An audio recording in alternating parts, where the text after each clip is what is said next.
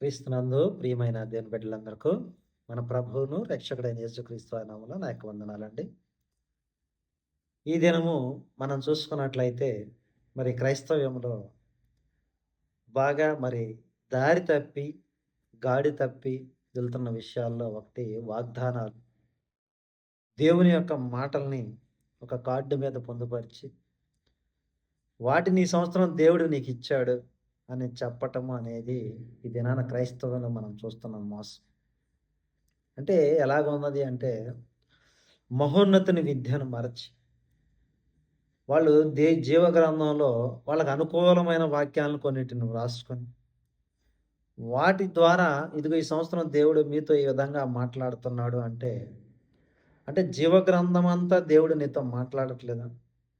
జీవ గ్రంథమంతా నీకు మంచిని బోధించట్లేదా? అన్న విషయాల్ని ప్రతి విశ్వాసి కూడా పరిశీలన చేసుకో. అపోస్తలులు కానీ, మరి యేసుక్రీస్తు వారు కానీ, ఎక్కడైనా సరే ఇటువంటి సంవత్సర ఆరాధనలు లేదంటే నూతన సంవత్సర గ్రీటింగ్స్ అనేవి చూసి, వాటికి ఎక్కడైనా కార్డు ముక్కలు పంచినట్టుగా మనం చూసామా?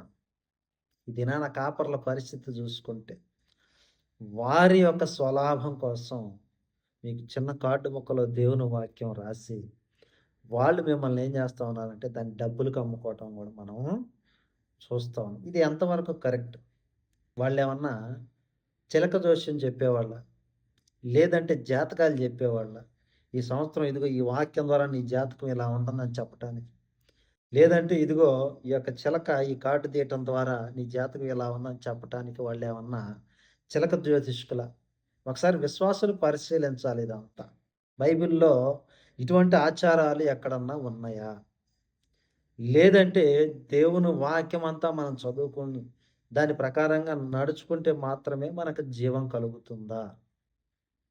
మన గ్రంథం ఏమని చెప్తుందంటే, దేవుని వాక్యాలను పరిశీలించాలని. ఆ వాక్యం ప్రకారంగా నువ్వు విశ్వాసము ద్వారా దేవుని యొద్దకు నువ్వు చేరాలని బైబిల్ బోధిస్తా ఉంటే, ఈ చిలక దోషిష్కులు ప్రజల్ని మోసం చేస్తా ఉన్నారు. ఏ విధంగా? ఒక కార్డు ముక్క తీసుకుంటే మన భవితని తేలిపోతా ఉందా? అంటే సంవత్సరం అంతా కూడా ఇదే కార్డు ముక్కను పట్టుకొని మనం దేవునికి దూరంగా ఉండాలన్నది ఇది అపవాది చేసే ప్రయత్నమే గాని మరొకటి కాదు. కాబట్టి ఈ విషయాలన్నీ కూడా మరి విశ్వాసులైన వారు పరిశీలించాలి. ఈ చిలక జోస్యం చెప్పే వాళ్ళ నుండి, ఈ యొక్క జాతకాలు చెప్పే వాళ్ళ నుండి, ఈ యొక్క చేతబడి మంత్రాలు చదివే వాళ్ళ నుండి మనం దూరంగా